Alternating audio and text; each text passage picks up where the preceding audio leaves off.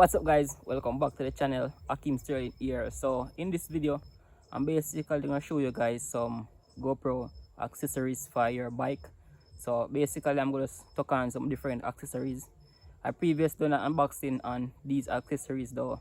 In this video basically I just want to go through them and show you guys some tips of different accessories that you can use on your bike, right? So I'm gonna just show you guys them right now.